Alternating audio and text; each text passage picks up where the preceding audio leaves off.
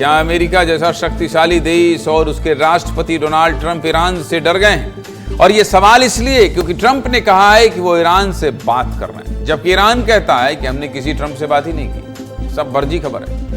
वहीं भारत की संसद में भी इस मुद्दे पर प्रधानमंत्री ने भाषण दिया है। पूरी खबर आपको विस्तार से बता देते हैं, लेकिन शुरुआत 3 तस्वीरों से करते हैं। पहली खबर ईरान, इजराइल और अमेरिका के युद्ध से जुड़ी, जहां अमेरिका तो कहता है कि हम हमला नहीं करेंगे, 5 दिन तक कोई हमला नहीं होगा, हम ईरान से बात कर रहे हैं और सब कुछ सही हो जाएगा। लेकिन दूसरी तरफ इजराइल इस फैसले से सदमे में है और ईरान तो कह रहा है कि भैया ट्रंप झूठ बोल रहे हैं, हमसे तो कोई बात ही नहीं हुई है। दूसरी खबर भारत से जुड़ी है। भारत के प्रधानमंत्री नरेंद्र मोदी ने लोकसभा के बाद राज्यसभा में इस युद्ध और भारत की तैयारियों के बारे में बताया।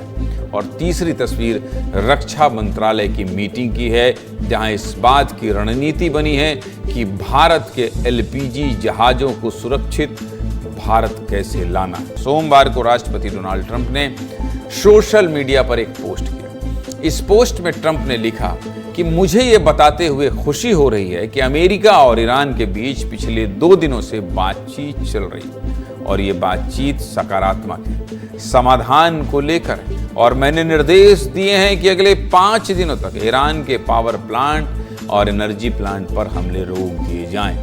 चलिए, ये तो हुआ ट्रंप का पहला बयान। इसके बाद ट्रंप मीडिया के सामने आते हैं और फिर कहते हैं कि उन्होंने ईरान की पूरी लीडरशिप को खत्म कर दिया है और वो ईरान के सर्वोच्च नेता से बात कर रहे हैं। और फोन मैंने नहीं बल्कि ईरान ने किया और वो हमसे समझौता करना चाहते हैं। अब ईरान से बात हुई हो या ना हुई हो, उससे क्या फर्क पड़ता है? अमेरिकी निवेशकों का पैसा तो बच गया।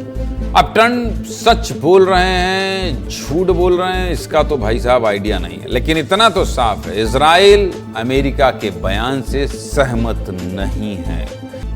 इसके अलावा मंगलवार को रक्षा मंत्री राजनाथ सिंह ने तीनों सेनाओं के प्रमुख सीडीएस अनिल चौहान, डीआरडीओ के अध्यक्ष समीर कामत के साथ मीटिंग की। और सूत्रों का क्या दावा है जानते हैं?